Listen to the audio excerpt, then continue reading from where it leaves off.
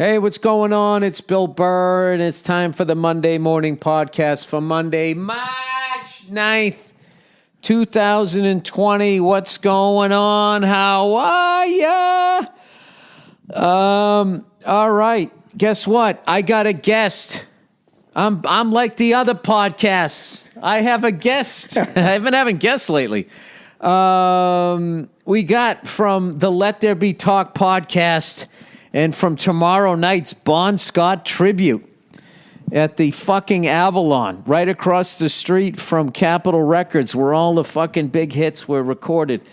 We got Dean Delray. What's going on, dude? Yeah, man. What is happening? What's happening is I'm trying to figure out where to put this fucking recorder. I know. I love watching your process because I always just picture you just like what's going on right now. Yeah. Hit record before I'm ready to start. That's part of the charm. It's part of the charm, you know? You got a broke screen on your phone. I love that. Yeah, I've given up on that. I broke the screen at the fucking Apple store.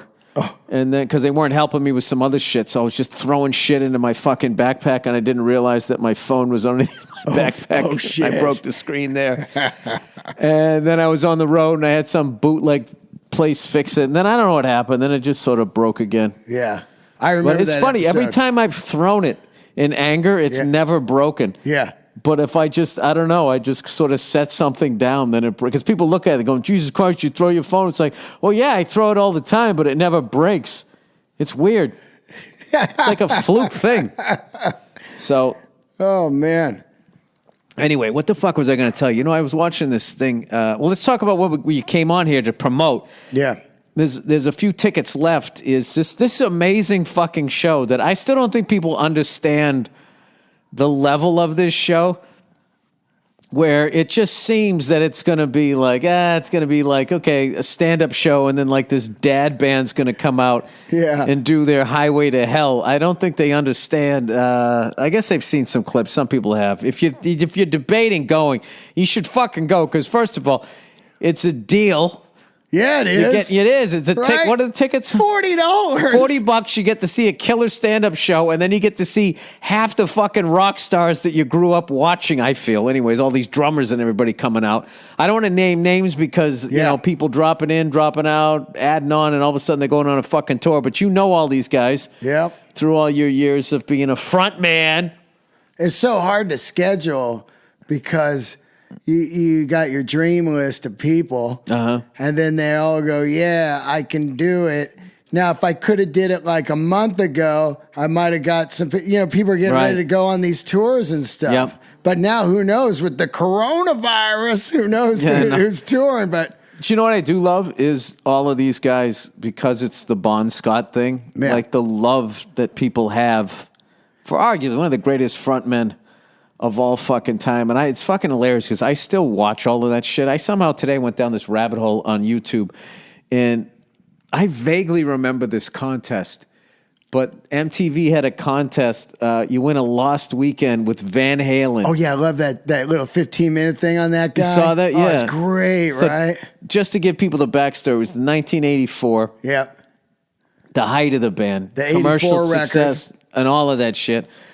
They're going on tour, and who knew this is the last time the four original guys, they still haven't played since that tour. Yeah, they did. Oh, no, that's right, because Mike Anthony wasn't on. Yeah, I forgot it was his son. You're right. So it's never been that. So you figure if that tour wrapped up in 85, like they have not, all four of them have not been on stage together in 35 fucking years. How sad is that? Such a great band. So anyway, the MTV had a thing. They said back when they played music, they said, submit a postcard and you could go on tour for a weekend, hang out with Van Halen. Yeah. So this kid wins it. I'll put a clip out there. I'll send a link, I should say, for people listening to this. And, I thought it was going to be like he had some T-shirts and some buttons and fucking, little group photo and whatever. They didn't. They fucking partied with this kid. Oh my God, They man. got him fucked. Oh, they got him up. loaded. Yeah. Oh my God. It was a real Lost Weekend, man. Well, what's funny is you read all the comments in YouTube on the YouTube page. It's just you couldn't do it. The liability, the cell phone cameras, everybody, all of these fucking kids. What's cool about the cell phone cameras is if anything fucking happens, somebody's got video on it. Yeah. We're like, oh my God, I saw this bear fucking, mauled a fucking guy collecting trash. And then you're like, where's the video? The video somehow shows up, right? Yeah. So that part's cool. I mean, granted, the guy probably would die in that scenario, but whatever. But like, the thing that you pay for is that there's no back history on that stuff. Well, there's no like, none of those guys are losing their jobs. Yeah, you know what I mean? But I can't, what is the word? Like you could canceled culture. No, but you could like sort of exist without everybody knowing what the fuck you were doing all the time. The mystique was huge back then, right? Yeah, and people would have to like describe, so what happened? Where were you? Blah, blah, blah, and all of this fucking shit. Now if somebody won that thing, they'd spend half the weekend videotaping what their experience, or videotape, whatever, fucking selfies. Yeah, they wouldn't even realize what they were doing because they would have the thing on the whole time. Yeah, and I'm not shitting on young people too, because I would be doing that too. Oh, absolutely. I can't imagine some of the footage I would have heard of shit that I didn't really fully experience. Remember that one they did where they gave away John Cougar, the Little Pink Houses? MTV gave away a house. They had crazy contests back then. We're going to paint the mother pink. Remember that? Yeah, because he had that song, Little Pink House, for you and me. Yeah. So then they gave away a little pink house in like fucking Indiana. Yeah. It's fucking hilarious. They had some really, that was such a great channel. Like I know it's a shame what happened to it. And it didn't take long. By the end of the 80s, it was already fucked. Yeah. Do you know why that came about? Why they stopped playing all the videos and all that shit? Oh, no. Because they couldn't, it was like a ratings thing. The way I heard it was like, because they play this video, then 5 minutes later they play that video, and people, if they didn't like the song, they were changing the channel, so they couldn't get an accurate read of how, ratings. Yeah, like because it wasn't like a TV show.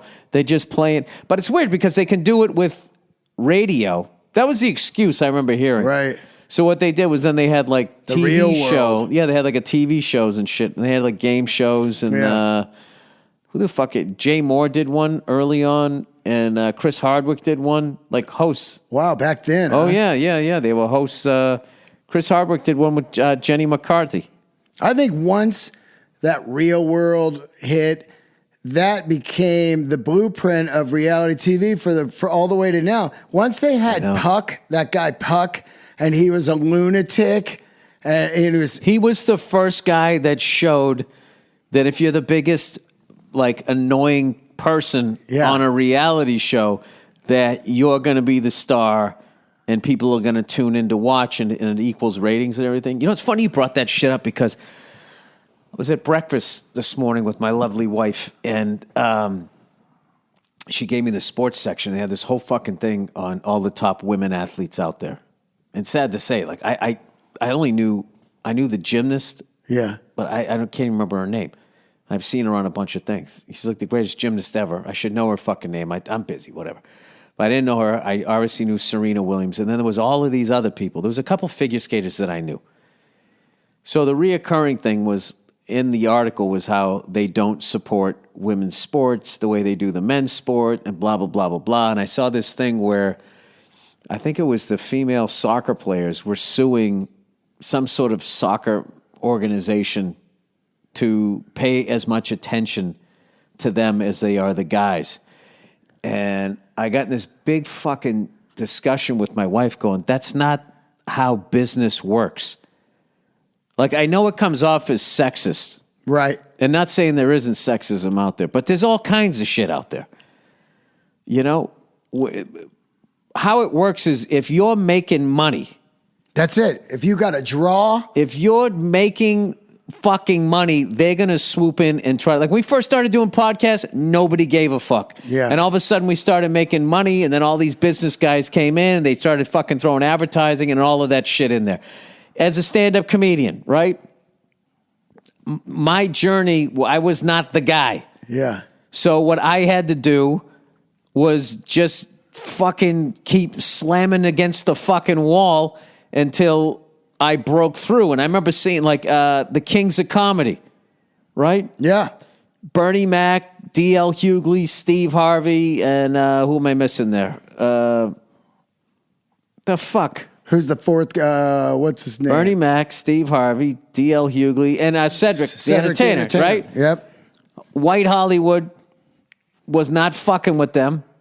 So they were like, fuck it. Let's all do a fucking tour together. We'll go to our own markets, right? Fuck white people. We don't fucking need them. I'm not saying they said that, but Yeah. And then all of a sudden they started selling out arenas, and White Hollywood's like, hey. Yeah. Movies. The redneck tour. Oh, yeah. Yeah. All the collar. fucking the Hollywood elitists out here. That's a flyover state. I don't give a shit about you and your Second Amendment. You're probably banging your sister. How they look at fucking rednecks, right? Yeah. Then they all got together, Arenas. started doing arenas, and then they all got their own fucking shows. Yeah. So the way to get something is not to fucking complain, because there's always something to complain about. Yeah. The way to do it is to just get your fan base going. Yeah. And this is the thing, like, what I don't understand. Okay, I wish there was a woman on this podcast right now, right, that could chime in, because I don't get the way they're trying to go about getting what they should get, because I believe in all of that shit. Yeah. Okay, everybody should have a fucking at bat, right? So they're sitting there bitching. That's like a big fucking thing right now. But guys make more in sports and blah, blah, blah, blah, blah. And they act like they're catering to men. All right, and just they're completely ignoring CTE and all of the fucking damage that happens to these guys, and how the owners don't give a fuck, and you're just it's a fucking piece of meat, right? The only reason why they're paying you that money is because they're making way more money off of you. This fucking bullshit, like, women should be, like, the WNBA, those games should be fucking packed. Yeah. With women with their face painted, swinging their bras over their head, acting like fucking lunatics. If they did that, the industry would be like, they would be like, wait a minute. Yeah. This is like a fucking thing. But they don't. Yeah. Where are they? I don't know. They're watching the fucking Kardashians. And look at her. Yeah, huge. She fucking goes, hey, I tried out this eye cream today. She gets 6 figures for tweeting. Yeah. Because that's where they are. Yeah. And they're fucking sitting there wasting their fucking time. We're going to sue this and blah, blah, blah, blah, blah. The biggest fucking thing, they should be supporting each other rather than trying to become a ref in the NFL. Who gives a fuck? You're still working for guys. Because right now, like, as far as like a guy, if you wanted to start your own sports league, it's fucking over. You can't do it. It's too established. But with women, to do like an AFL type thing or an ABA thing is fucking wide open. Yeah, oh yeah. So what they should do is get their money together, start their own fucking women's hockey league, and then women should go out and fucking support it, and then it'll become this thing, and then the NHL eventually will be like, hey man, we want to buy in.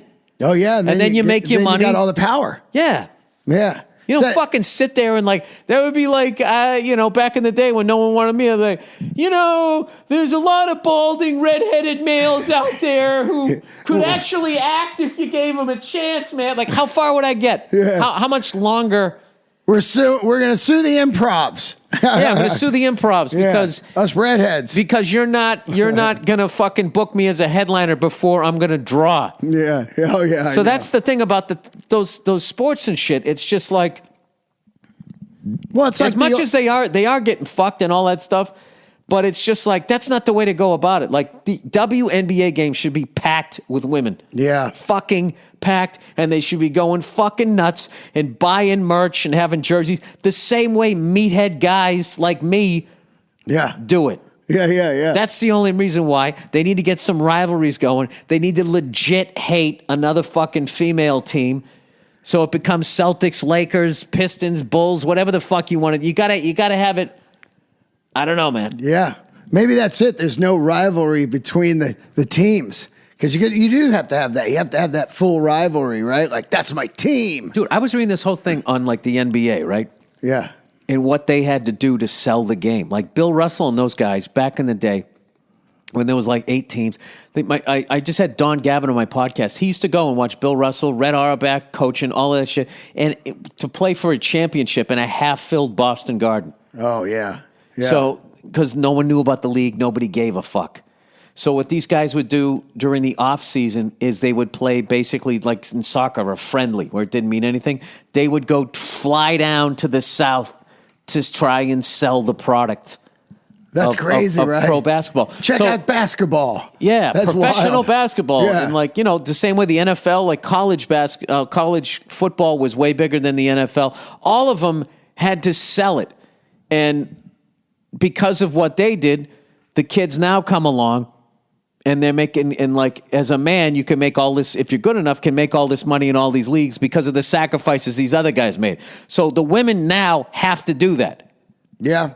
Get out there and just sell the league. fucking game, and then they got to put out a product that's going to make women go down there and watch that shit instead of the fucking Real Housewives and the Kardashians. Yeah. You got to fill a venue. Yeah. Kings of Comedy did it. Yep. The fucking the redneck tour. What the fuck was it called? Blue Collars of Comedy. Blue Collar Comedy. Yeah. They fucking did it. That's what I'm trying to do right now. I'm just trying to build my own thing. No one's touching me. So I'm like, fuck it. I got to build my own thing, It's I just keep doing it and doing it. But the thing about when you in that mindset, okay, then you have power. Yeah. Because then you still have control of it. If you're going to just sit there and be like, oh, you can't do this because of this, you can't do that because of that, and then these fucking people are blah, blah, blah, blah, blah, blah. It's just like, all of that's going on. What are you going to do about it? Yeah. Nothing you can fucking do about it. You just fucking put your head down and sell what the fuck.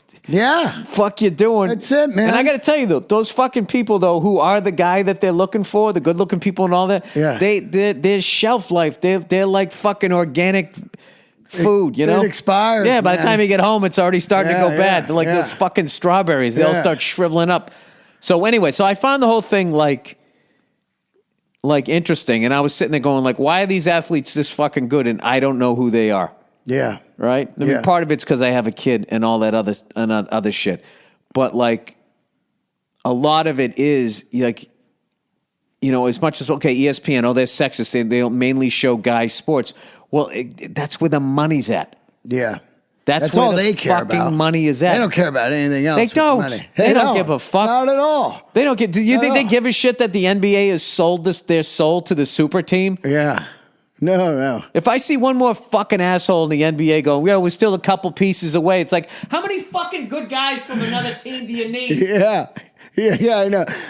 It all started with the dream team in the Olympics, They put that together, they mowed over everybody, and then the NBA was like, hey, man, if we do a dream team, people are going to follow that team for... My theories is because the league almost bankrupted in the what happened in the 70s was the ABA came and took half their stars.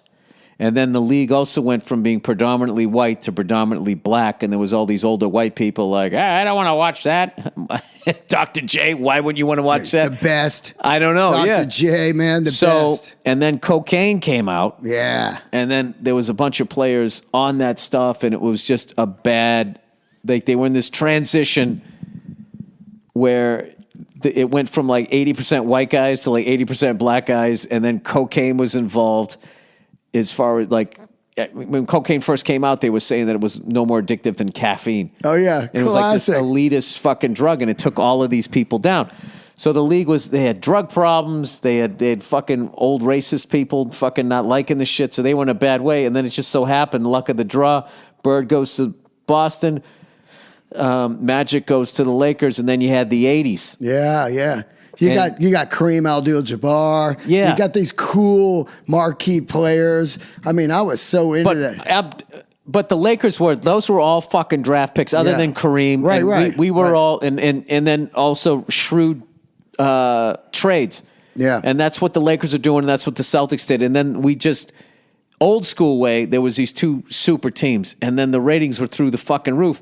And then as they started to fade, the Pistons, and then Jordan came along, and they had like this 15-year, I feel like 20-year windfall. And they were like, that became like their product, and they just wanted it to keep going. So then I think that's when you got the Kobe, Shaq, Phil Jackson Lakers. Yeah. Then you got the LeBron the Boston Big Three. Yeah. We went from last place to winning the championship in a year. It was ridiculous. Had the Big Three, then the Heat. Yeah. Then Golden State. Yeah. And now look at the Lakers, with their Big Three. And it's just kind of like, I don't know. Yeah, a lot of things happen too. Sneaker culture. But I'm saying ESPN should be going, the fuck happened to this league? Yeah. You know, when Jordan lost to the Pistons, he didn't join the Pistons. Yeah. He fucking lifted weights and fucking, Yeah. He beat him. We're going to get him. It became a challenge. Yeah, they don't give a fuck. They give a shit about money. So going back to that female, like athletics and all that type of shit, there's absolutely sexism. There's absolutely shit that isn't fair. But at the end of the fucking day, the golden ticket is money. Yeah. And ticket sales. And you have to go out there and fucking put your head down and do what all these other fucking men's leagues did back in the day when they almost folded. They all almost folded. Yeah. Fucking, during the Depression, the NHL lost half of their fucking teams. That's why you had the original 6. They were really the surviving 6. Right, yeah. NASCAR's about to fold, man. Yeah, NASCAR's going through some shit. That's going through some shit, man. Yeah, and that was from the fucking bankers is what fucked them over. Because they had, working class people would come out, and then the fucking couple things happened. They kind of had a little drought in stars. It happens. Yeah, they did do that. Yeah, so they had a little drought in that, and then also 2008 banking scandal left so many people upside down in their fucking houses. Yeah, Fannie Mae, all that stuff. Oh, and then the piece of shit moves that those fucking banks did to force people. The worst thing ever. I told you, my fucking house, right? When the roof collapsed, with the water came in and all of that shit. When I got my insurance money, it was made out to me and the bank that owned my mortgage, and I had to sign the money over to them. It's like, wait, this is my money. Yeah, my roof. Yeah, and it's my fucking money. Well, this is what they did. They had fucked so many people over so bad on their houses that when people were getting insurance claims, like their house was never going to be worth more than what they owed. So they said, fuck it. And they went out and bought a car, had a keg party or whatever. Yeah. And then what happens, they default on the fucking loan, and then the bank would get it back, and they had to fix the house. The roof. The roof yeah, or something they just like walk that. on it. So what they did then was they came up with this fucking thing they just pushed through. Politicians always push it through because they're grossly underpaid, set up to be bribed by insurance companies, pharmaceutical companies, and all that bullshit. They pushed the fucking thing through. Then your insurance company went to them. And then they were doing inspections to make sure the work was actually fucking being done. So they would slowly release the fucking money. I was so fucking pissed. I was sitting there going like, my checkbook is balanced. Who the fuck are you to sit there? Yeah. And here's the thing. I had a guy write in and was saying like, I hate when you say that politicians are fucking underpaid. And he goes, this is the average salary, of a politician. This is the average salary as the average working person. It's like, well, the average working person isn't running a town. Isn't running the country. Yeah. You should make more money than the average fucking guy bagging groceries at a fucking Trader Joe's. Yeah, and the amount of shit they got to go through to get there. Oh, that's nuts. Especially now where they just dig into your past and everything. Your whole family's out there. I know. And here's the thing, too. I actually think, if you gave politicians fuck you money, then it would still just attract bad people. That's why I just love people that have a problem with fucking Bernie Sanders. The fucking shit that guy says. He said the other day, he was talking about fucking healthcare. Yeah. And he was, I'm going to butcher it. He said something like every single day, like every year, all of these Americans lose their jobs and go bankrupt. And what is their crime? He goes, they got cancer. And he goes, and unless this party is going to, and he goes, they like 500,000 people lost all of this money because they got cancer and the jobs and all this type of stuff. And then was saying that the healthcare industry made $12 billion last year. He goes, unless we as a party are going to stand up to that, then basically what the fuck are we? He had like the fucking balls to say that. I'm just trying to wrap my head around somebody listening to that, who's fighting for fucking people with cancer, and then you're looking at a guy who just hugged and kissed a flag and said, I love you. Did you see that latest one? Yeah. All I care about is anyone that talks about healthcare, because like in the last couple of years, I've had like health problems, and I'm like, I got to listen to this guy. I just want somebody who actually has the balls to stand up to pharmaceutical companies, to fucking insurance companies. Yeah. Because they're fucking everybody over. And here's the thing, dude. You know what's fucked up about me politically is I grew up in a conservative house. So I still have a lot of that in me. Yeah. I'm definitely liberal, but I have a lot of that. And I like a lot of Republican candidates. Yeah. Okay? It's Chris Rock thing, remember? I'm half Republican, I'm half Democrat. Yeah, but you definitely lean to a side. But if I lean to a side, I definitely lean liberal, without a doubt, of course. right?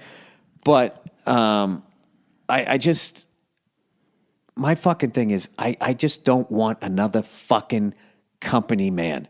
Yeah. Okay, and I think that's what happened the last time out, was you had one guy who was not a company man, and then you had Hillary, who was a company man, and which was just, they were offering more of the same versus somebody who was was responding to the anger that was out there.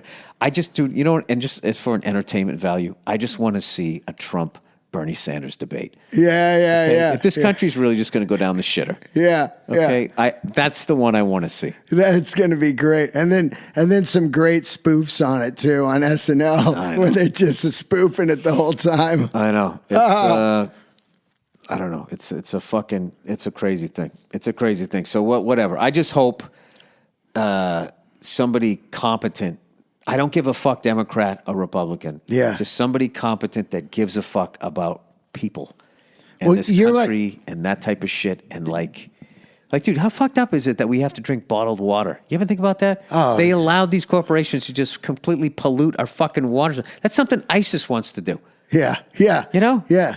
They let people just fucking create a fucking drug epidemic. Yeah, man. Not telling people how addictive this shit is. It's fine. The fucking bankers fuck everybody over. And then, you know, I have a hole in my roof and then they take my insurance money and make sure I put it's just like, nobody on either side. That's why I don't watch CNN or Fox. You know what's fucking hilarious is I got a buddy of mine, you know, that coronavirus and shit, they're scaring the shit out of people with that, right? Yeah. You know, that's what's gonna take us out, right? So you know, but he kind of bought into it a little bit, so he bought some groceries and shit. So he called up his folks back home, and all they do is watch Fox News. Oh no! So he called him up, and his dad just went off saying it was all a fucking hoax, started by the Democrats to try to take out Trump. And it's just like, that was hilarious. It was just like, and I was saying to him, I was going, dude, that's why you can't watch those channels. No. Because which I would love is if you called up someone who all they do is watch CNN. Like, what are they saying now? Yeah. You know? Because they're just as fucking bad. They're fucking crazy. They're fucking crazy, dude. It's insane. Like, I was at the airport yesterday. People are going crazy, actually. They're actually crazy people at the airport. I'm kind of loving it though because there's people overreacting. So like, there's nobody on the roads. There's barely anybody flying. I said there's great parking. I was at the Improv a couple nights ago, and I go, God, this coronavirus is great. Look at the parking. Yeah, it's awesome. Parking is great, and I love when I see people who fucking going nuts with the masks and shit. Yeah. I love it because for all I know, they got it. Yeah, that's great. Yeah, quarantine yourself. I love it. I love people doing all of that shit. I was supposed to go to South by Southwest to do the premiere of King of Staten Island, the Judd Apatow, Pete Davidson movie, and that just got canceled. So that would have been fun to get together with the cast. So hopefully we're going to be able to get to do that. But you'll have to do it in a bubble, like that old John Travolta film, Boy in the Plastic Bubble. Well, it kind of seems if you keep, you know, you're taking vitamin C and you keep yourself like healthy, you know, that you can either ride it out or you're not going to get it. Yeah, I know. They said more people died from the flu last year, and no one talks about that, you know? Well, because the flu, you can get a flu shot and everything. Yeah. I mean, look, they're doing the right thing. Oh, yeah. Now, but I mean, with like news agencies, like news channels, like fucking scaring the shit out of people, and then they once they've done that, then they come back and like, are people overreacting? It's just like, oh, you mean from the information that you've been fucking spewing out? Yeah. The fear you give us all day long. We've got another one here. I know. LAX. Hey, I gotta read some advertising here. All right, really quickly, then we'll get back to this. Yeah, dude, I cannot fucking wait. I've been practicing the drums and all that shit. Oh, I've been practicing, man. That's a fucking tricky song, man. Yeah, which ones are you playing? I'm playing the Jack and then Problem Child. Oh, yeah. Yeah. You know, somebody, before you read the ad, I was at Austin last night, and this guy said to me, he goes, he was a fan of the podcast, and he goes, "You excited for Tuesday? I mean, like, this is your thing, right?" And I said, "Hey, man, you know what fucking excites me? I did this, you know? For me, it's Bill and Marin, because those guys, the excitement they get is the excitement I get when I open for you guys. You know, it's the excitement I have is after it's over. Yeah, I know. I didn't fuck it up too bad. You're and all I can riled. actually enjoy. But you know what I'm saying? That's my thing of like, it's the only thing I can really give back to you guys as far as like from opening for you guys and learning from you. So it's the equivalent. Hey, did Marin buy that guitar, by the way? Yeah. Yeah. Dude, he sounded so good on that. I said, Dean posted this thing of Marin just trying out this guitar. That guy can really play, man. Yeah, well, he plays it. He loves it. Yeah, he can really play. He loves playing like I love comedy now, you know? So he's talking about playing. I'm like, cool, man. Hey, that one joke, yeah. You know what I mean? It's so funny. Oh, he's in a big movie coming up. Yeah, he is. What is he in? I saw a clip. He's in a Mark Wahlberg one that came out Friday. It's on Netflix right now. Oh, okay. Yeah, and then his special's out tomorrow on Good deal. Netflix. Bang, yeah. bang. I'm going to watch that, man. Wahlberg always makes good movies. Yeah. All right. Oh, Max. Living with chronic pain is the worst. Many of my listeners probably have some type of pain that has prevented them from relaxing and sleeping or stopped them from exercising. Perhaps it's been ongoing for a few weeks now and hasn't improved with any of the treatments they've tried. Max Health.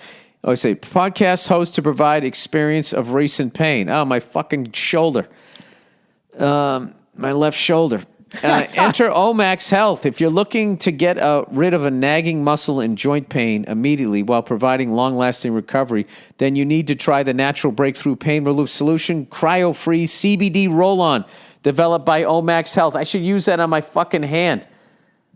I bet that's work, because I remember you used it on yours when you were, from all those years, you working the clutch there on your motorcycle. This is a non-prescription triple-action pain relief roll-on, specially formulated to block pain receptors, reduce inflammation, and improve muscle and joint flexibility. So it doesn't just numb it. The best part is this 100% natural CBD-powered remedy works its magic within 10 minutes of application, and relief lasts up to 8 hours, much longer than over-the-counter products.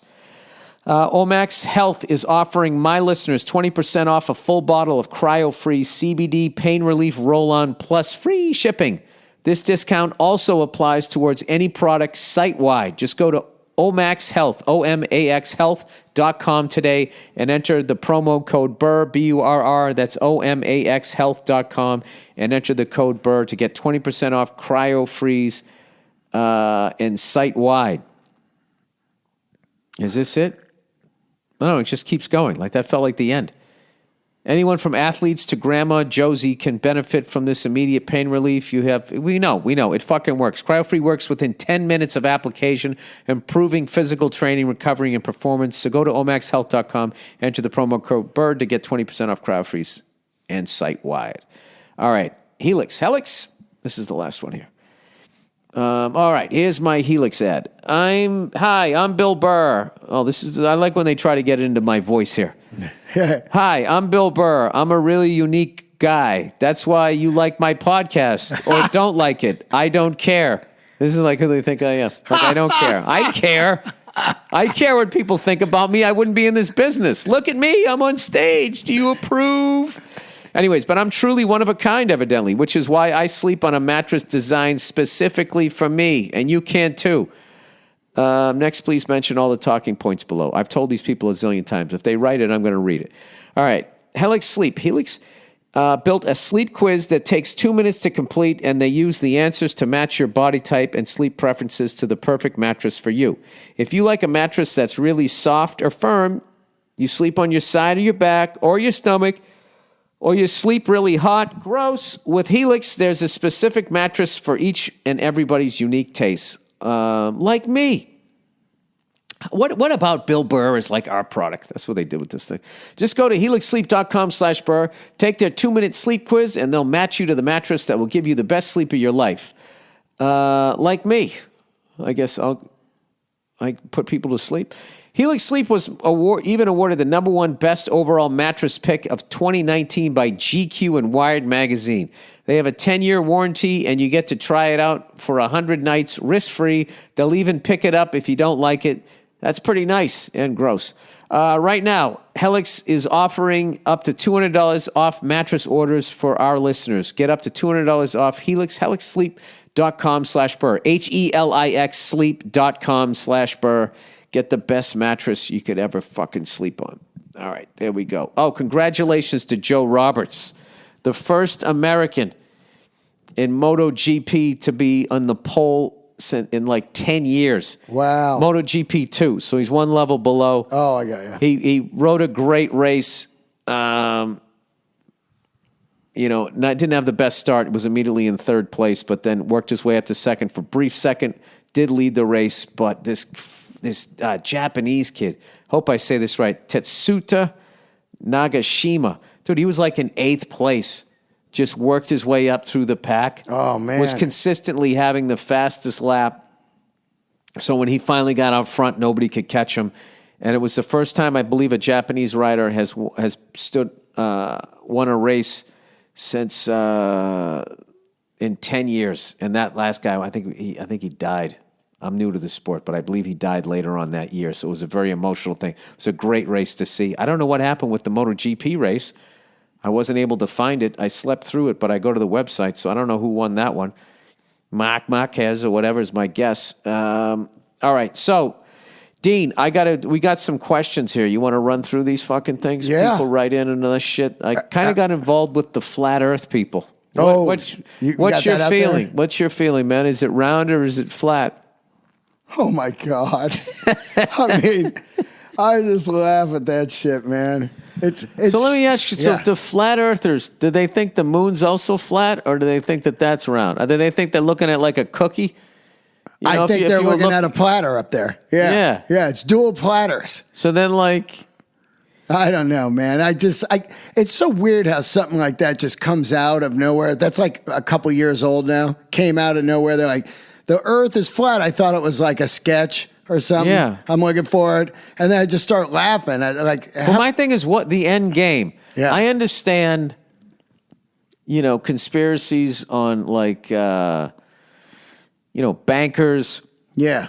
Kennedy foreign assassination. assassination of powerful people or people like they think are going to be powerful. I get all of that.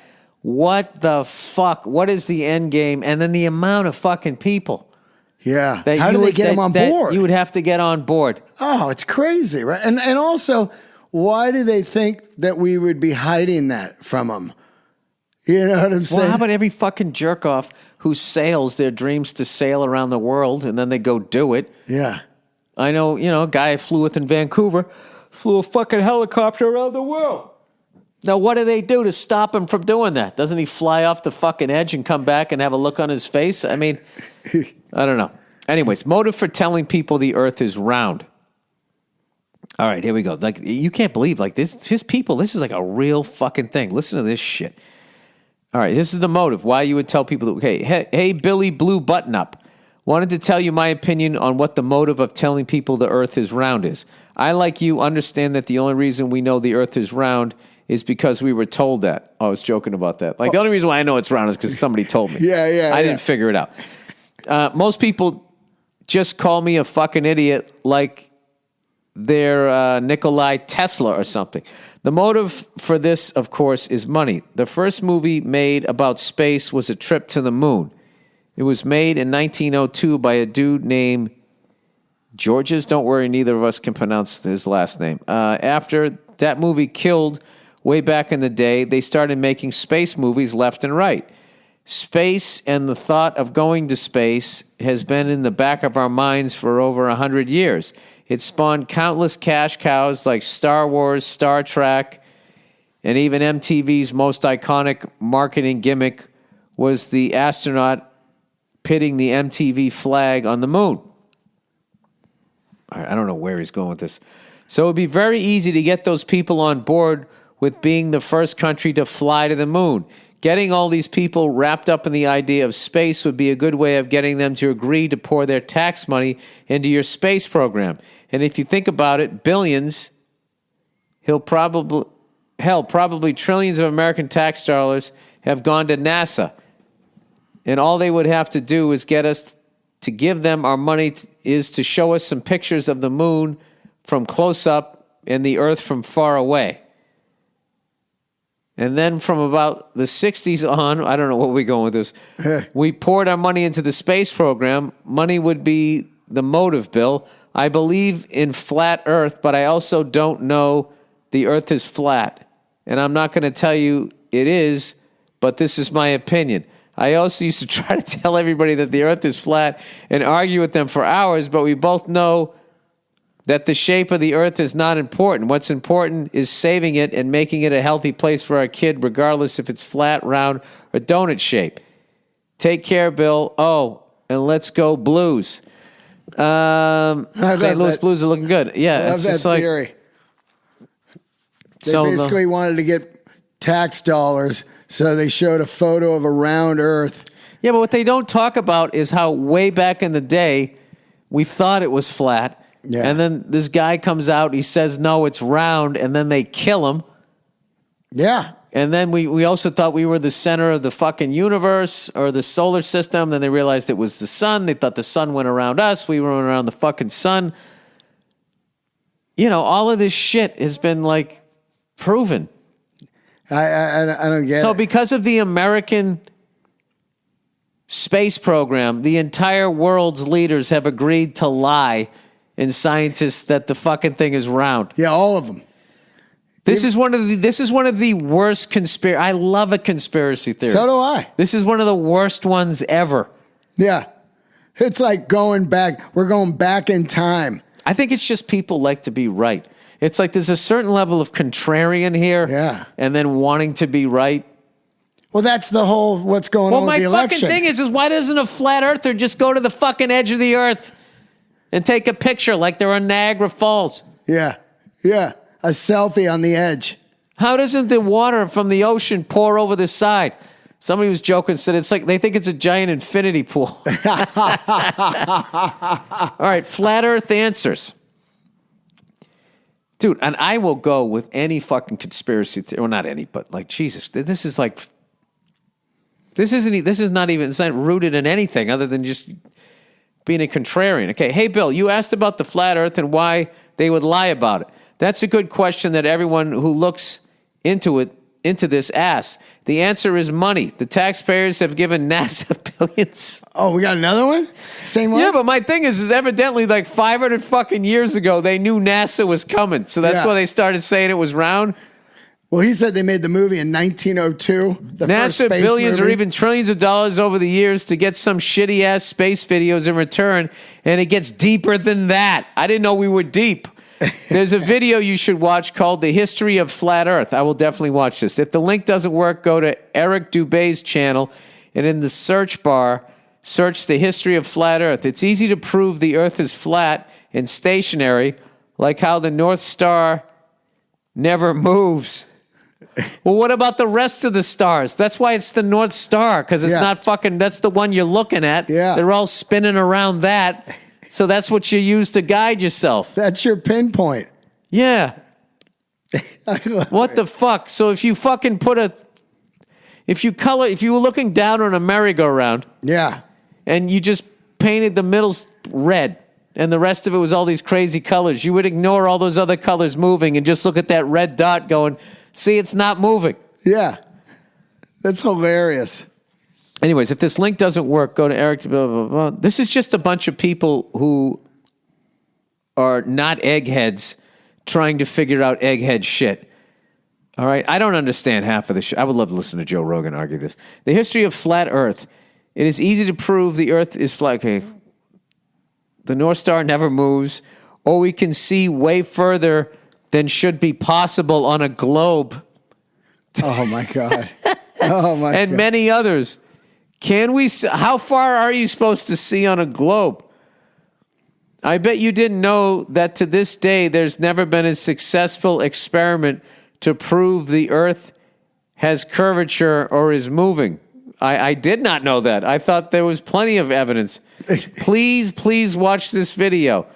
I know you're a busy guy, but it will explain the subject to you correctly and without the bullshit. All right, well, I got to watch it then. Yeah. It's called The History of Flat Earth. What's that, on YouTube? Yeah, they've been lying about the Earth being round for hundreds of years because they knew NASA was coming. Yeah, NASA People wanted our lied money. about it who were going to die hundreds of years before NASA came along.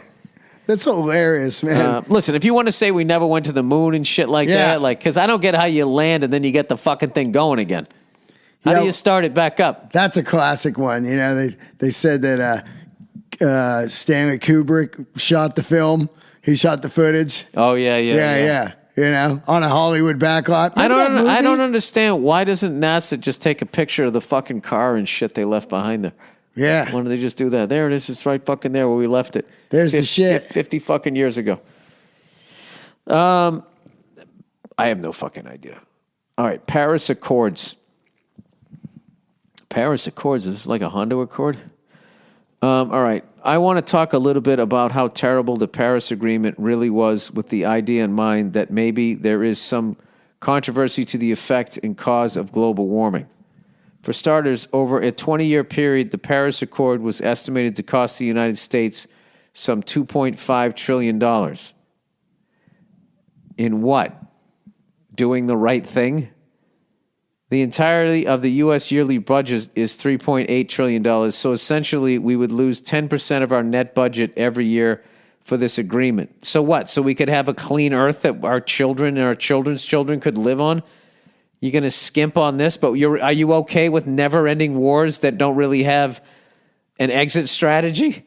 That money has to come from somewhere, so either taxes are going up or social spending is getting cut because the military definitely isn't paying for it. I love how people are putting money ahead of fucking being able to live here. Oh yeah, that blows my mind. Yeah, who gives a fuck? Clean earth, you know, like that opening the drilling in national parks and stuff. Like, what are you talking about? You know, like just bringing coal back. You know. All right, and I'm not saying that the Paris Accord wasn't flawed. All right, but you also have a guy who is in power saying that the whole thing is a hoax, which is fucking scary. All right, am I really going to read all of this shit? Because the guy's, listen to this sentence. Second, the Paris Accord was set up to collect over $100 billion per year into green energy funds to promote green energy. This is a bullshit term that I despise, but I won't get into it. All right, well then, okay, so then what, so you're just going to kind of skim over your argument? It sounds wonderful in principle, but in fact, the people in charge of the commission will have final say over where that money ends up. I'd bet both my testicles if this thing continues into the future, the people getting the money will just happen to be the people related to or direct responsible for the politicians that proposed it. Why not just cut out the middleman and fork over the 10% of my paycheck to politicians in questions? Seems like a lot of hoops to jump through for what will obviously end in corruption. Well, everything's going to end in corruption. At least they're trying to do something. Third, the accord is set to cut the emission of Western nations by about 20%, considering that these countries only account for 21%, with the United States producing 14% itself of the total world greenhouse gas emission. That means that they would have a net effect of cutting global emissions by roughly 4%. I don't know. This is like, I don't know. Okay. All right, dude. You're right. We shouldn't do anything. We shouldn't do anything. We should pull out of these fucking things. It's like we're literally going to sit there and argue with each other. And that's how we're going out. Yeah. That's how we are going out. It is. That's how we're going out. I don't understand why we don't just embrace solar power. I don't get it either. Okay? I don't even give a fuck if it's dirtier. Yeah. Just to get us out of that bullshit in the Middle East. To get us off of oil as much as humanly possible. Because at the end of the day, you're still going to have gears and shit turning and metal against metal. You're going to need a lubricant. You're going to need that. All right? And the same way with the fucking solar panels. I'm sure there's some sort of fucking generator that it goes into that also fucking needs oil, but not as much. Right. So my thing is the Middle East is like, I remember there was this fucking, I always use this example. There was a store in the South Shore Plaza when I was a kid. It was called Wicks and Sticks. All they sold was candles. Yeah, wicks and sticks. So that's all they fucking sold. So basically, it was just one of those things where if for some fucking reason, one day somebody decides like, you know what, fuck candles, or some bullshit comes out with candles that there's a carcinogen. Yeah. Or somebody burns down their fucking house. It's a terrible story. They're going out of business. They're fucked. I look at the Middle East like that. That's Wicks and Sticks. They sell oil. That's it. That's their baby. That finances fucking everything. It finances the terrorist groups that are coming at us, all of us. And if we just fucking embraced a different kind of fucking energy, walked away from that shit as much as we did over there. Yeah. As much as we did over there, they would forget about us within 2 fucking years and would be right back to fucking going after each other. The same way when Russia fucking pulled out of Eastern Europe.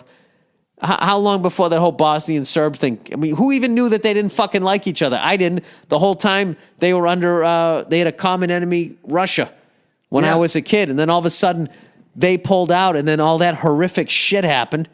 Not saying I want that to happen in the Middle East, but I'm just saying. Yeah, get out of there. Yeah, get the fuck out of there. I don't even get the solar powered thing. Like, you know, they got it out in Vegas now. Like, you know, they got that giant solar farm out there.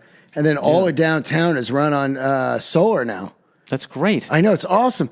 They have so much power, they don't know what to do with it. It's just free gallons of power, you know? Isn't that amazing? It's free. And we're Free. still over there fucking with this dirty goop. It's crazy. And what kills me too, all these fucking years of people shitting on an electric car that it can't even go up the hill. They're the fastest fucking things out there. Oh, yeah, I drove that the Tesla. stupid Tesla-looking car. Oh, I drove that it, dude. dumbass-looking fucking. I don't know what the fuck that thing looks like. It's right? the cotton dockers of cars. Yeah. Yeah. That thing fucking rocks, man. That thing's faster than a Ferrari. Yeah. Right? And the new Porsche. Oh, the electric one. Oh, Crazy. my God. 200 miles an hour. What the fuck are we doing? The problem is you just have like the old boys network. They're not going to let go of this. No way. Yeah. Oil money. So what you got to do is you got to give solar power to the oil companies. Yeah. Well, You that's got what to give it to them. That's what I so heard they about can weed. Still feel like they're running shit, and just get the fuck out of there. Yeah. It'll I be clean. heard that I don't on know. weed. The tobacco industry, they slept on the weed industry, and now they're like, well, tobacco's going to be over with one day. So they're funding to ban weed so they can get caught up. And then once it's banned, then they go, now we'll own it. And then they can be in the weed business. They're fighting to ban it? Yeah, like secretly funding to ban weed all the time. And, you know, Isn't that so that people will keep smoking their bullshit? No, it's so they can catch up because they know cigarettes eventually are going to be out of here. There's no way, you know what I'm saying? And then Cigars will never be gone. so not cigars, but Dude, I tell cigarettes. you, I fucking quit cigars. Yeah. Sucks. I smoked one Tuesday when I went to a Laker game with Verzi. You did? So I've had like one in like 50. Yeah, but this weekend, you know, I went away. I had a little staycation with my lovely wife. We had a fucking great time. And it was man. I went back to this hotel that we stayed at before, where the last time I went there with her, I got fucking plastered. Whoa. Every time. Yeah. And I was smoking cigars like I was, you know, fucking idiot. So I went back there and it was all of those. I actually went into the bar and I was looking to see if they still had that bottle of Kentucky Owl that I was fucking hitting every night. And the guy goes, "Can I get you a drink?" I said, "Nah, man, I'm sober." I go, "I'm just fucking." What did I say? I said something. I'm just reminiscing or something. I don't know. I'm looking at old ghosts. Yeah, I was just checking them out or whatever. And but I went the whole weekend and I was really fighting. You know, not smoking another cigar. But then I was just going like, all right, just think it through. What are you doing here? Why are you doing this? You're just getting triggered because this is what you did here the last time. You just need to create new memories here of not doing this shit. And you'll be fine. I remember and then I woke up this morning and I was driving back to the house, and I didn't do any of that shit, and I was psyched, and now I could give a fuck about having a cigar. So it's just like I'm not going to fully give up cigars as far as like, but like I would like to smoke like 4 a year. It's something epic. Just the Rose Primos. Bowl. Yeah. The Rose Bowl. I go to a big college game with my buddies. Maybe my birthday or something like that. Or if a buddy's in town. Like Verzi was in town. I really wanted to smoke a fucking cigar. I haven't drank since 2018. Whoa. 2018? Yeah, the end of 2018. Right, okay. So I was like, I got to fucking do something here, you know? Yeah. So, and I just picked the smallest one that they had. You know, I just sat that I smoked, and I got down to towards the end. I just fucking put it out, and I don't know. We're kind of getting off the topic here, but I think that okay. In defense of the guy who wrote in, I don't know shit about the Paris Agreement. Yeah. Okay, so, and I'm sure that there's a whole bunch of information on why we should, and a whole bunch of information of why we shouldn't. Maybe we shouldn't be in it. I don't know. Let's just say that's it. But I can't deal with someone who just thinks the whole fucking thing is a hoax. Let's just even say that like global warming isn't caused by us. Just in general, what the fuck we're doing to the ocean, we shouldn't be doing. Oh. And it'd be nicer to just live in a cleaner fucking world. You know, my daughter has these books, right? You know, that Make Way for Ducklings. Who wrote? Robert McCloskey or something. And what's great is the illustrations, and you just see, like, there's one book it's called One Morning in Maine, and you just see when they get up, they drew like the kitchen and shit, and everything's just made out of wood, it's made out of steel, and all of this, and it's all like no plastic. Yeah, and it's just as far as like, you know, the dad's down on the beach, he's digging for clams, okay.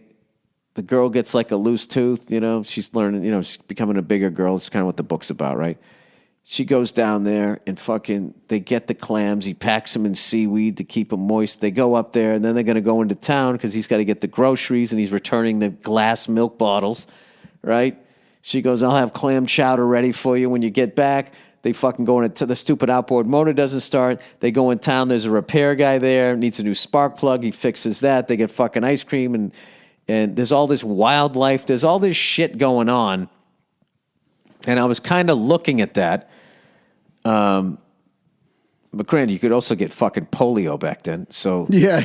you know, there's always something you got to pay for. Yeah. But I was just kind of looking at that, like how simple their life was. And I know it's just a book, but like that whole thing where somehow along the line where you stopped getting shit repaired and it was cheaper to throw it out and get something new. Ocean. Dude, that was not a good idea. Yeah. In the short run, it was a good idea. Yeah. Financially, it was a good idea. Or like these stupid fucking chargers, man, for these things. Like the fact that they can't make one to just work. Yeah. I know. You know, and also... Like, it's just going to be... Like, they design... Like that... What do they call it? Design obsolescence or something like... No. Yeah, designed obsolescence is basically... You design the thing to last long enough where the person's not going to be mad, and they'll still go out and go buy another one, rather than just making the fucking thing right. Instead of feeling ripped off, it went just amount of time. But that's like the sneakers, man. Right. Like sneakers are just... you know, people buy millions of sneakers every day, and then they just fall apart, and then they just toss them, you know, and like I get those boots from the kid, and they'll last 100 years. You know what I'm saying? And everything back then, you wore it, and then your next family wore it, and then the next family wore it, you know? It was wild. It was, and cars, you just drove the cars. No, I'm really just looking around my house, all this shit that I've bought. Yeah. And all this stuff that I have and all of this shit. And I'm just like, why did I do this? Yeah. Yeah. Like, I'm going to die someday, and somebody's going to have to deal with all of this shit. Well, that's why I've been getting rid of all my shit. I've been trying, but you can't throw it out, though. No, I don't throw it out. I you sell got to it. give it to people, I just sell it. But You're selling a couple of things for me right now. Yeah. I'm getting rid of everything. All of it, you know? Because it's like I had that fear when I thought I had a stroke. All I kept thinking was, all that shit in my place. People are gonna have to deal with it. I swear, I had that. So when your life was flashing before you, that's what you were thinking of? I was just thinking. You know what I was thinking, dude? I was thinking a lot of loose ends right now. A lot of loose ends. You know, I gotta get all my shit together. And then if something, it's funny. My wife is upset with me as far as my death package that I put together. Yeah, so I have my affairs in order. And I'm like, I'm going to be an organ donor. Yeah, yeah. And then after of course, take the parts out. Yeah, because I could literally save, like, once you have like a kid or something like that. You gotta do that. Yeah, it's like somebody's kid. You could everybody out here is somebody's kid, and they love him to death. And if I'm done using my fucking shit, I gotta take that shit. Yeah, yeah. And then they're just gonna fucking burn me up, and then that's gonna be it. And she's telling me, she's like, no. Yeah, no. She goes, no, you have to be fucking buried next to me. And I would just laugh. I go, there's really no way out of this relationship, is there? Oh, that's hilarious. You got to be right next to me, right there. Oh, man. No, but she, Yeah, I get she it. means it in like a romantic way. I get but my thing is like, if we're not going to do anything about the population problem, I'm not taking up a patch of fucking grass for the rest of the time when I'm out of here. Yeah, same here. I'm out of here. Enjoy yourselves. I'm having the nightmare one where I want my friends to throw my ashes off Half Dome because I'm from Yosemite. Uh-huh. You got to go hiking. And I figured they get halfway there and they're like, hey, he's not around. Let's just toss these and go down to the bar down in the Ahwahnee Hotel. Yeah, I think that you should just I don't know. I'm a big believer in getting the fuck out of the way. Once you had your thing, get the fuck out of the way. You're a young person, go out to clubs, have a good time. Then you become older. Yeah. Stay out of the fucking clubs. That's for young people. It's their time. Don't be that creepy guy. Oh, yeah. I was on 6th Street last night. It was so loud. Austin. Every bar. And I was like, I'm just walking to my hotel like, is there a side street? It was like people out there and drinking and, kazoos like making noise. Yeah. And then I just started filming like the old man. Quiet down. I was filming on Instagram. It's too loud out here. What are you doing? Don't want to be that guy. Just for comedy, Hey, how many cities out there say, there's keep Portland weird, there's keep Austin weird. Yeah. There's another one that says keep something weird. I was just there. Well, it wasn't Vancouver. It was somebody I was just at. They said keep it weird. It's just like... They're all jumping on that one? Yeah. It's just a t-shirt. Wasn't it Portland first? I think it was Portland, yeah. Portland was the first one that said they're keeping it weird. Yeah. Like just hippie stuff. I always just think annoying white person. I love Portland. I love Portland too. I like all of those places, but I don't like... I like weird too, but I don't like planned weird. No. Any more than I like planned crazy or planned dangerous. Yeah. That's not really the dangerous comic. The dangerous comic was the thing when I was coming up. Oh, really? Yeah. Because they all wanted to be like Bill Hicks or like that kind of edgy. Yeah, Kinnison, Hicks, and Pryor and all these guys because they pushed out like these things. They put this stuff out there that people had not heard. Yeah. The Outlaw Comics.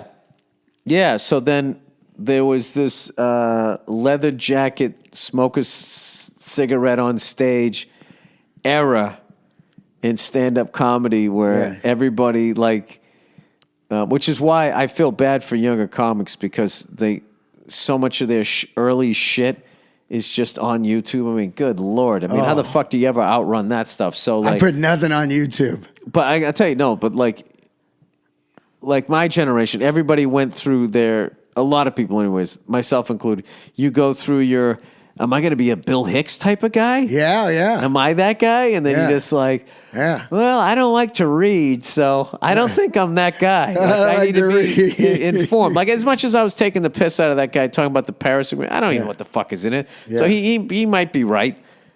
I don't fucking know. I have no idea. But I do know this. Paying attention to what's going on is a great way to be depressed. So I don't know, like 6-7 years ago, I just stopped paying attention to shit that I can't fucking control. Yeah. And my life became a lot smaller and a lot happier. Now, I know you kind of have to know what the fuck is going on out there to a certain extent, but like, there's something, I don't know, it's 24-hour news networks and social media. The least amount of time you can spend on those, I feel like your happiness will go up. At least it does for me. Yeah. I haven't had a TV in years. So I don't know what's going. It's so funny, and you're in this fucking business. Yeah, I know. And you know, people talk politics with me all the time, and I'm like, dude, I'm trying to figure out where I'm going to go on stage tomorrow. Right. I'm just like, You've been killing it though, man. You've been going out with fucking Marin. You go out on the road with me. You fucking been doing some headlining dates. I'm seeing you're gonna fucking hit, dude. And you're gonna hit fucking hard. And this is the thing, like, and then you'll see all of those doors. They all fucking open up. But it's just like when you're not what they're looking for. Oh yeah. You have to show them why you are like a viable fucking thing. I'll tell you, it would be great. Oh, sorry, I'm fucking yawning here, dude. I came home for this fucking staycation and just hit the ground running. Yeah. First thing I did was I went to both our cars. And I fucking reset the clocks. Oh yeah. In there. Yeah. It's like a big fucking thing for me. Yeah. Right? Then I fucking the microwave. You hit the microwave next. Microwave. I don't think I did the microwave. I just did mine. I did the one in the kitchen one. Yeah. I literally have the old digital clock that used to wake me up from my paper route. I still fucking have the thing. You still got that? Yeah. Some of the buttons don't quite work. I got to find somebody that can fix it for me. Then I went to the grocery store. Yeah. Because, I put on some pounds and I want to get it off. So, like, I got this whole meal plan or whatever. So I had to go out and buy all this fucking bullshit. Did all of that, came home, cooked the fucking dinner, got my daughter to bed, all of that fucking shit. You know, I'm fucking tired of shit. I got to do this because I'm going to see your buddy tomorrow to get my car looked at. Yeah. That's going to be great. Get it wrapped. Yeah, I'm getting a clear wrap. Oh, it's so nuts. Yeah, so then they'll detail my car so it looks totally clean. Then it's a clear wrap over the top of it. And then if anybody opens their door into it, it doesn't chip the fucking paint. Oh, man. I don't have to get my car waxed ever again. I can just fucking wash. Yeah, all of that shit. Oh, it's great. Tremendous. It's great, dude. Oh, man. It's just like a bunch of shit on my car. I went over to the car wash. The guy just sprayed it down and towel dried it. The thing looks brand new. You look at it. It's amazing. Yeah, you just look at it and you go, wow. Yeah, I don't know. I keep shit for a long time, dude. Yeah. Do you know, like, I'm only on, like, I'm 51, give me 52. I'm on, like my fourth car. That's hilarious. I've had, like, 700 motorcycles. Yeah, dude, 80 cars. I fucking drive them into the fucking ground. My first vehicle I got, I bought it in 85. I kept it until 90. It literally burned down on the side of the fucking road. My first car from high school. Yeah. I had that same thing. Yeah. Toyota I had this Tercel. Patriots bumper sticker. Yeah. Together we win 1985 AFC champions. And like my buddies would sit there going, dude, look at that bumper sticker. I remember when you fucking put that thing on. Yeah, and then I had a Honda Accord. I drove that for like fucking 10 years. That's a great car. Yeah, I bought it used too. It was an 88. Cloth interior. No, I had that like 6 or 7 years. Then I went back to New York. So I sold that. Then I didn't have a car for a number of years. From early 2000 to 2007. Then I got the Prius. Yeah. Right? That had 200,000 miles on it. No. That thing. That black one? Yeah, no, I bought that brand new. That was my first. I know, but what did it have on it? Like 100,000 or something? It had a lot of miles, right? Yeah, it's got over 100,000. Yeah. I drove that thing, and then I got my Jaguar. But I mean, I bought an old truck though, like an antique, if you count that, a classic I bought. So let's see. That's the truck, the Accord, the Prius, the Jag. Hilarious. Oh, dude, this fucking car, I'll drive that thing forever. I know. The thing about it is a fucking car, if you take care of it, The fucking engine block is made out of like steel. It's not going anywhere. No. And we only drive like no to the store and back. for it to ever fucking die if you're taking care of it. Now, look, if you're fucking back east and there's rock salt and all that shit, that's a whole other fucking thing. But if you take care of the thing, you should be able to drive it forever. Absolutely. Right? Yeah. Absolutely. Especially we're not commuting every day 100 miles each way. That's really kills your ride too. Just nonstop commute. Yeah, it does, but if you fucking maintain the thing. Yeah, you're right. There's really no excuse to now with all those Jiffy Lubes and shit. Yeah. Now that they've worked out all the bugs, that they have their checks and balances. 'Cause remember back in the day, like, one guy wouldn't be fucking, the guy take the oil out and the other guy wouldn't, and then you'd fucking drive away and your engine would seize. Oh, man. And then you had to try to sue a fucking corporation. Yeah, there was always those fucking horror I had a guy stories. that didn't put the oil plug in all the way. Oh, man. Yeah, I'm going down I-5 on my motorcycle. All of a sudden, my whole helmet, everything just covered in oil. Instantly, just... And I almost crashed. I couldn't see, and I was sliding in my own oil. I pull over. Wow. Now I got no oil. I'm on the 5. There's no motorcycle oil at the gas station. I didn't know there was something different. Oh, yeah. They use a different oil. I'm using Different viscosity? What are they? synthetics, and it's like, just a different one than the car. So then I get towed somewhere. I miss my gig, and just like, fuck. And the guy obviously was just... I remember he was on the phone. Before I wrap this up here, tell people about when you thought you had a stroke. Oh, man. I was at that Albertsons right here in the neighborhood. Uh-huh. I was just walking in.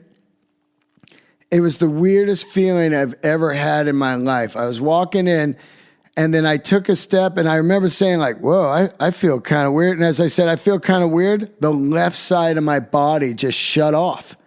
Completely shut off, and I just collapsed to the ground. And then I kind of sat there for a minute. I went, whoa. And then my left foot was numb, and my arm was kind of numb. And then it kind of went back to normal. And I got up and I go, what happened? The 2 cash register guys grabbed me and they go, dude, you just collapsed. And I was like, whoa. And then I just thought, I'll just go home. And they go, dude, you should go to the hospital. You just collapsed, man. And so I went straight to Cedars-Sinai, and I waited in the waiting room for 4 hours.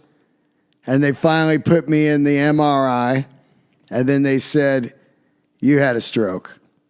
This woman, she came in, she goes, you didn't have a stroke today. It looks like you had an old stroke. And I was like, what?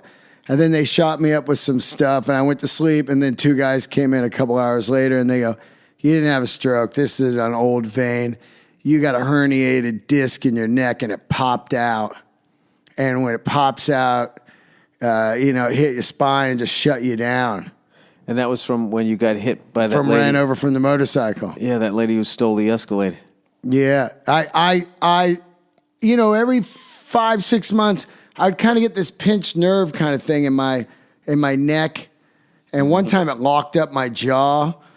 But I would go to acupuncture or, do some therapy, like stretching and shit, and it would go away. But this time it did. All right, I got another Dean favorite. Yeah. The time you were fucking ODing. Oh, yeah, I'm below. In Laurel Canyon. Oh, man. I'm up there. This is the 80s. Yeah, the 80s. And they got like a seriously, the dude, we called him the shopper. Uh-huh. He was a blow dealer. And he had an actual pyramid of blow. He always liked to try to be like the Scarface. Uh-huh. And I never forgot it. Axl Rose was there. It was like 8 of us, and he was there playing on the piano. He played us November Rain. We're like, whoa. And then I went over and just did a giant pile. What year was this? I guess it's 88. They hadn't recorded the Illusion records yet. Right. But they had that song kicking around. And then I went over and just did a giant bump, and my arm went numb instantly. And I went over to the guy and I was like, dude, man, you got to call an ambulance. My arm's numb. And he's like, no way, man. We got all this blow around, and Axel's here and said, we can't have the cops up here. You got to ride it out. I swear to God. My favorite thing ever. You got to ride it out. He handed me a bottle, I never forgot it, of Stoli. And he goes, just start slamming on this, dude, and come down. And I was like, huh? And I just went into the other room and I was slamming on it and I was rubbing my arm. I was rubbing it like thinking this will work. This will make it come back. Didn't you end up writing it out in a closet? I did. I went into this like walk-in closet and I was freaking out and I was hitting the vodka, right? I was just hitting it like, oh God. Oh, God. I got photos, too, from that night. There's a great photo of me and Axel, and my eyes are just pinned, just, And about an hour later, I remember I said this, Bill, I was in there like, oh, God. You always find God immediately, you know? Oh, God, if you let me come down from this, I'll never do coke again. Right. And like about an hour later, I came out of there. And I was like, all right, I feel better, you know? You didn't do another line. I didn't do another line, no way. I don't think I did coke ever again after that. It was kind of probably the end. Dude, fucking drug users, man. Wow. Like, the fucking stories. Like, I laugh the reason why I'm laughing at that is because of how fucking terrified I would be. There's just no fucking way I just would ever fuck with that shit. Yeah. Ever. I mean, I'm from the Len Bias generation where it was just the whole story was he did it one time and he died. Yeah. Which, of course, ended up not being the fucking truth. I mean, first time you try coke, you don't freebase it, right? No. Well, you know what? Back then, I wasn't afraid of dying. You know what I mean? I was like, yeah, you fucking live hard. I just love that guy. We can't. There's too many drugs here. You got to ride it out. Yeah. I didn't know you could ride it out. You can ride it out. But if you're ODing on heroin, that's when everybody just leaves. Oh, yeah. That's the old one, right? Like, we're out of here. That guy's fucking blue. But you can't ride out. It was nuts, dude. Like, how do you... Like, if you OD on fucking coke, yeah, you can just ride it out? Well, from what I talk to people, they say it's like a small stroke you're having. You know, like so much coke, your heart's like... So that doctor was right. You did have a fucking small stroke. You had one in the late 80s. He had a stroke, but not today. A long time ago. Yeah, in the fucking late 80s. Well, yeah, man, that's, you know... You know, what's weird, too, is how much shit you'll just put up your nose. You don't even know who the people are. You know, hey, let me get a bump of that. And then, you know, I mean, it could be car cleaner. Dude, what about Van Halen with that fucking MTV winner? They were giving him blow. He goes, he did a fucking bump off of David Lee's fucking pinky. I know. I mean, no worries about fucking liability. He never did blow either, the guy. He'd never even done it before. That's, you know. Oh, my God. I have to be... Well, I still don't think I would have. But if ever I was going to do it in 1984... Yeah. I mean, you got to do it. I don't think my parents would get mad at me. I'd be like, it's fucking Diamond Dave. Oh, yeah. What was I supposed to do? Yeah, you got to do the blow. You have to. Oh, man, dude, I was doing a gig at the Fillmore and with Mark Ford from the Black Crowes. He told this story on my podcast. It was great. And he was sitting in with my band. And... we were getting ready to go on. He goes, hey, man, you know anybody that's got some chilly weather? That's what he called it, chilly weather. I love that one. Nice. And I said, I think that guy over there. And the guy came over and he gave him a key shot. And he's like, his eyes are pouring out, right? He goes, that wasn't coke, man. That was meth. And they announced us right then. So he gets on stage. His eyes are pouring with water. He plays the gig of his life. After the show, I go, man, sorry, I didn't know, you know? And he goes, that's all right. It smoothed out the mushrooms. This guy was on mushrooms without even us knowing, playing sold-out Fillmore show. And he killed. Like, he played a gig that, like... You would think he was going to die after. Well, what's the difference? What's a meth high? Meth high versus you do like a piece the size of your fingernail and you're up for like 24 hours. It's tweak city. You're just up like it's like super dust, man. I don't. So it's not really a high. You're just alert. You're just high. You're tweaking. You know what I mean? You're cleaning. You're building models. You know what I mean? I mean, you're just up, dude. Cleaning out your septic tank. Yeah. But you would do that if you were super drunk, and then you could just kind of level out the booze and keep drinking.